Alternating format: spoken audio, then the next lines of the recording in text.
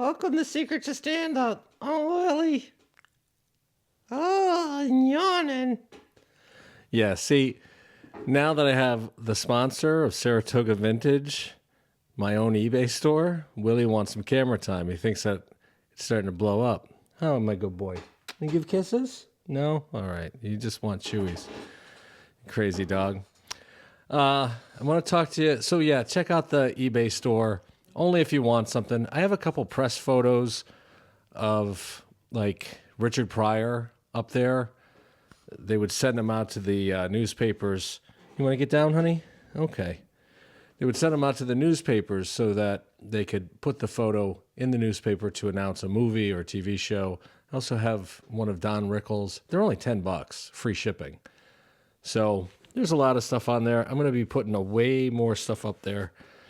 And also, if you like this channel, this may be your last chance to subscribe. I'm going to contact YouTube and see if I can cut off and limit the number of subscriptions because I feel like it's getting too high. All right, so I want to talk to you in this episode something very important that will help you on your journey as a stand-up comic, but also in life. And this is both me talking to you as a stand-up comic and, as a hypnotherapist, because I know a lot of stuff about a lot of stuff and a little stuff about a lot of stuff. Here's the lesson. Here's the thing that I want to get through to you. Don't put yourself down. Don't do it. Don't bad talk yourself. I'll explain why in a second, and I want to give you the exceptions. It's totally okay to do in your act. It's okay to have self-effacing humor to make yourself the butt of the joke. That's funny. It works. And I'm not telling you to go out and be a jerk. Be humble. I'm humble. I'm confident, but I'm humble. But I don't put myself down to people. I learned that early on from two people. One was a comedian named Steve Van Zandt. He booked me at this room called, I forget what it's called. It's in Lake George, New York, but it was like a tiki hotel resort, tiki themed. And I was new, and I was on stage bombing, and I kept apologizing and saying, oh, I suck as a comedian. And he pulled me aside after. He said, don't ever do that. The audience doesn't know. And just keep plowing through. You can acknowledge that maybe it's not going well, but don't do that. But more importantly, in college, fraternity brother of mine, his nickname's Gator, Kevin Donovan. I guess I used to say negative things about myself. He's like, dude, what are you doing? Are you trying to get sympathy? Don't do that anymore. And I forget exactly what his reasoning was, but it made sense to me. I was constantly dumping on myself. And maybe it was a guilty conscience, even though I wasn't doing anything really bad. I wasn't doing anything illegal except for fighting once in a while. But here's why you shouldn't do it. Whatever you're telling other people, you're telling your own subconscious mind. So if I continuously say to people, I'm lazy, I'm lazy, I'm lazy, the first person who hears that is me in here. And I'm reinforcing that, and I'm programming myself subconsciously. This stuff works, by the way. I can't stress it enough because I'm a very logical person. So I go out of my way to explain to you that this is not mumbo jumbo. It's not new agey. It's literally how our brains work in one sliver, one capacity. So if I'm telling people I'm lazy, I'm hearing that I'm lazy.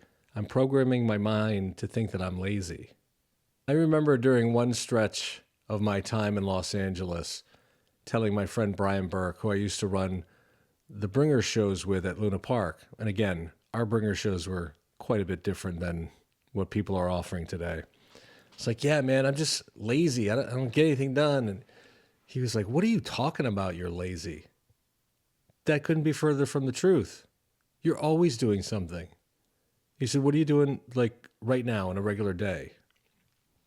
And he called me out on it. And I realized I'm not lazy at all. But maybe I keep saying that to give myself an out for why I'm frustrated, not more things are happening in my career. Or, I don't know, we're all our own harshest critic. At the time, I was working a full-time TV writing job during the day. I was ghostwriting for that one writer every day. I had to turn it in at night. I was writing my own screenplays, and I was doing stand-up whenever I could. And I was a very functional alcoholic at the time. So I had 5 jobs, in a sense. And then when I got certified as a hypnotherapist and started researching a lot of this stuff and listening to self-improvement and all that, I realized how much we program ourselves. You have to be your biggest defender, your biggest cheerleader, because it's gonna get tough at times. There's gonna be nights where you want to just quit, and if you're telling yourself you're a piece of shit all the time, you're probably gonna quit, or you're not gonna try as hard. You're gonna give yourself an excuse, an out. I can't make it. I'm lazy. Don't do that. Don't make me waste my time on you. I think you're valuable. I wouldn't be doing this if I didn't think so. And I know you may be saying, well, yeah, but you're not talking about me. No, I am. I'm talking about you. I used to go to the open mics here locally. There was one guy, and I used to go to open mics in a different city.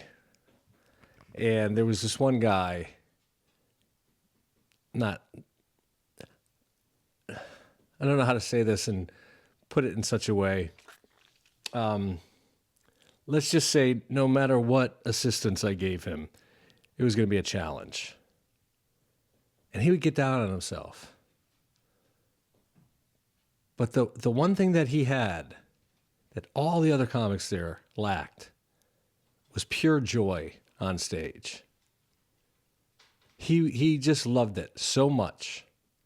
And I can't go into too many details in case he watches this, because I don't want him to think I'm bad-mouthing him, because it's meant to be highly, highly complimentary.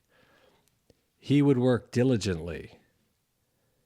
And even if it didn't pay off, he loved it so much. He just loved comedy. He loved being around comics. He loved the audience. There was a genuine joy in him that was infectious. And the other comics would come in the room when he was doing his set, because even if it was a train wreck, they would cheer him on. They loved him for that. And I was protective of him. Like, he told me he was doing a Zoom show and some comics were telling him to quit and stuff like that. That's the other thing. Don't ever tell somebody to quit. I've heard comics, headliners say, oh, you should quit. Why don't you just give it up? And I would pull the headliner aside. First, I would usually, when I got more experience, I would confront them right in front of them, like as it was happening. I would say, who are you to tell anybody to quit? And they would say, well, if they're going to quit because of something I said, then they're not going to make it anyways. Like, do you realize how influential it is for a headliner to tell somebody who's just starting out to quit? Why would you ever do that? This is somebody's fucking dream, dude. So don't be that person.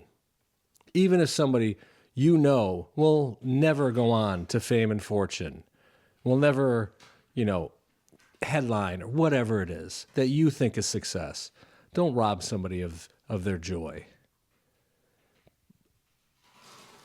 Willie, he's ripping up cardboard now, as if this place isn't a big enough mess. Follow your dreams, Willie. Unless it's chewing up cardboard, then maybe redirect some of that energy.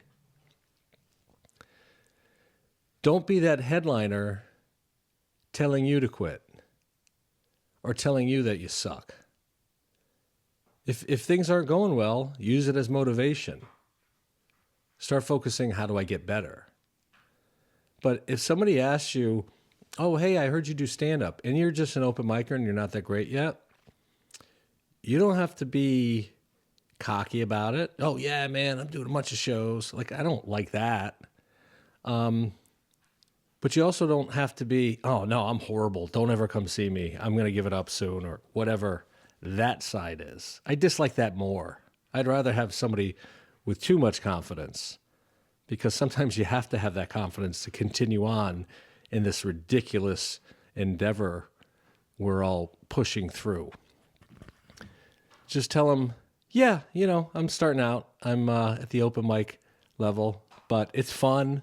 I'm trying to write material all the time, and there's a way. It's not even spinning it. It's just considering it from a different angle. So please don't put yourself down, because this person you say it to will hear it once from you. This person will hear it from you once. That's 2 times you've heard it. And 2 times you've thought it, and then you said it back, so you thought about it again. And it just goes on a loop in your mind. Start telling yourself things like, I'm getting better. I'm doing the work. Really evaluate. And if you're not doing the work, do the work. It's really easy. It's like I quit smoking not too long ago. And I was talking with somebody about it. And they're like, how'd you quit? And I said, I stopped doing what I was doing. We tend to make our little troubles, and I always call them little troubles because that's all they are. I mean, go back just a year from now. This is why if you keep a diary or a journal, it's very helpful, because you can go back and look at what you were upset about, and it's something you don't even think about now. If you go back a year from now, or 5 years or 10 years, and think about what your biggest worry was, it's probably ludicrous. I forgot what I was starting that off with your little troubles. Oh yeah, if you want to quit something, just quit it. That's it. We tend to take our problems and magnify them and overcomplicate them. So how do I quit smoking? I stop buying cigarettes. I stop taking them out of the pack. I stop putting them in my mouth, lighting them up, and then inhaling and exhaling. Is it more difficult than that? Really? I don't think so. But man, I made it difficult in my head. I made it this whole big thing because my subconscious wanted to keep me exactly where I was. I wanted to stay comfortable in my comfort zone. I considered myself a smoker. I would tell people I'm a smoker, when the reality was I was more of a non-smoker than I was a smoker. I was smoking a pack a day of American Spirit Blues. Prior to that were American Spirit Yellows. And my buddy Josh had a great joke because he smoked them too. And he would say, yeah, I smoke American Spirits because I love my country and I hate myself. But if I broke it down logically, I was more of a non-smoker. I went more time during the day not smoking cigarettes than I did smoking cigarettes. The 8 hours a night that I slept, which is really 10 hours. The 4 to 6 hours a day that I was taking a nap. So that's minimum 14 hours a day I wasn't smoking. That leaves 10 other hours. I wasn't smoking every moment of those other 10 hours. But I put in my head, I'm a smoker. And every time I would tell somebody that, I'm telling myself that. And then one day, I'm like, I had a triple bypass. I can't smoke anymore. My blood pressure's high. My cholesterol's high. I'm free from smoking. I'm smoke free. I breathe normally. I didn't even hypnotize myself. I went because there is some withdrawal from nicotine. I had abnormal, irrational rage. when I quit. And I've quit before, but this time I have to. Like, there's no choice. And so I got these Zyn things. It's like the little nicotine. It's like the Nicorette gum, but it's just a pouch with nicotine and mint in it. It took the rage away. So I still use those. I like them. It's like having gum in my mouth. I like the little boost from the nicotine. But yeah, I made it this whole thing of, oh, it's harder to quit smoking than it is to stop doing heroin. What study confirms that? It's almost like the tobacco companies started telling people that, and everybody's like, yeah, that makes sense. So your mind is so powerful. Like I showed you in that one video, I wrote down, send a VHS tape of myself doing Bill Clinton to the Howard Stern show so I can be on Howard Stern. 6 months later, I'm on the show, and I didn't even send it to him. It's not the universe conspiring. It's just I'm now putting in my head that other things are possible. And then when the opportunities are there, I see them. So I used to say that I was lazy. This is what, like day 90 of a video in a row? That's not what a lazy person does. So yeah, I have moments where I don't get things done, but I'm not lazy. I mean, think about this. You chose to do stand-up comedy. One of the least likely things for a human being to do, because most people are afraid of public speaking. They don't want to get embarrassed. It's kind of unnatural in a sense. You have fucking balls. That's courageous. It might also be self-indulgent and, hey, look at me, all that stuff. But as far as I'm concerned, you have the balls to get on stage and risk everything. It goes against human nature because we don't want to be singled out and ridiculed. That's why all right, Willie, hold on. That's why in the old days, for punishment, they would put a scarlet letter on you, or put you in the stockade, or in the stocks. So you'd just be in the town square, and people would look at you and go, shame, shame. You've been willing to risk that, so don't ever put yourself down.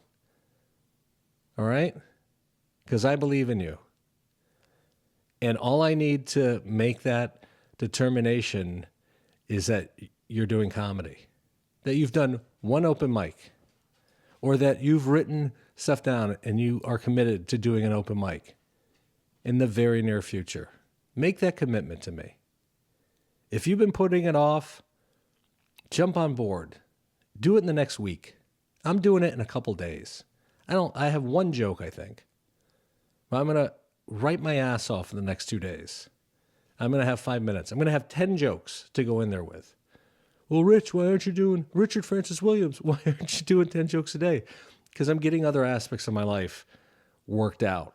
I have other responsibilities. I'm going to get on the 10 jokes a day bandwagon that I have suggested myself on this very channel. But yeah, I'm showing up Thursday night. I'm doing it. I'm recording it. I'm posting it. Regardless of how I do, I hope that I kill. I'm going to program my mind to go in there knowing that I will kill. I have to believe that, because if I'm saying that out loud, I'm saying it back to my subconscious mind. I'm going to kill Thursday night. If I don't, for some reason, it will still be great, because I'm doing it and I'm showing it to you. I'm using my own experience to help you more. So there's no way I'll fail. And if my van breaks down, I'll get a ride from somebody. No excuses. Because why? Show me an excuse, I'll show you a loser. All right, I hope you enjoyed this. I'll see you again tomorrow. I'm going to try right now because I'm not going to do it anymore, my old act, this is only 4.5 minutes, to try to get around the weird censorship from Universal, Paramount, whoever owns Comedy Central now. I'm going to play just the audio of my premium blend so you can hear really the genius of me. I'm kidding. No, you can hear my set from 2005 that I continued doing for many years. And you can judge away. I don't give a shit. If this video ends right now, it pulled up another copyright thing. And then maybe I'll cut back to me playing it over my speakers with the microphone up to the speaker because I want you to hear it. Or maybe it's not important. Maybe you trust me enough now to know that I'm funny. There's pressure going to an open mic with no material yet and being judged because I have a channel where I'm giving people suggestions about stand-up comedy. So I'm very aware of that. I feel the pressure. It doesn't matter. I'm doing it either way. But I guess I want to prove once again that I am legit. All right. Maybe you'll hear it right now. Coming up is a performer who's recently been working as a writer. In fact, he's been nominated for 2 Emmy Awards for his work. Give it up for Rich Williams.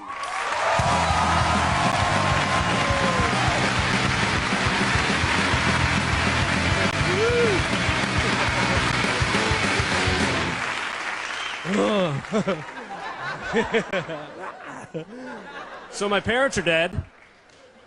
Yeah. That always gets a huge laugh. They really are, Dad. My dad left before I was born. He died. My mom died. All my grandparents are dead. I don't have any brothers and sisters. Yeah, everybody's quiet now. It freaks you out. But when that happens as a young child, you develop a sense of humor to try to deal with it, you know? Like growing up, I always picture myself alone on Family Feud. Good answer. Good.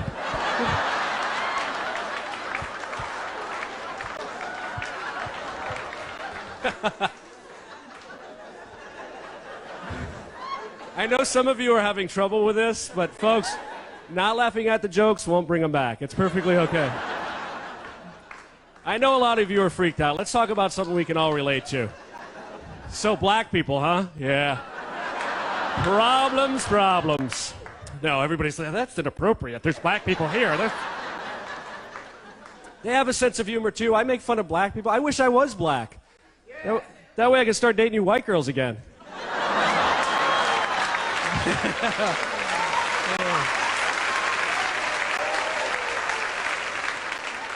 Don't blame me. I didn't have any parents to tell me that's not fun. Yeah.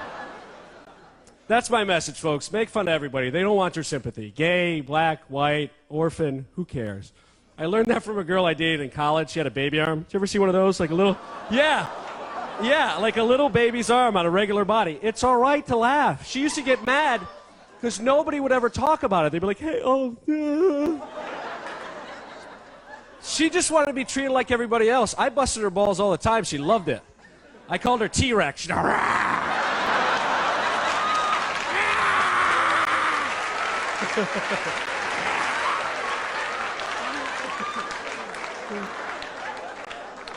got her a trombone for Valentine's Day. She said...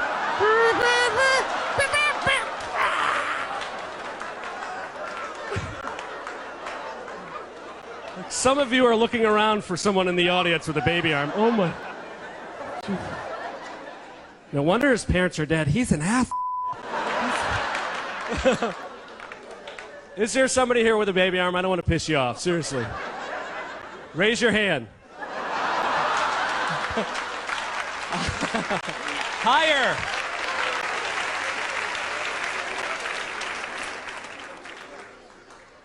Wouldn't that be funny if there was a black guy here with a baby arm? We'd all pee our pants. Yeah, real funny, bitch.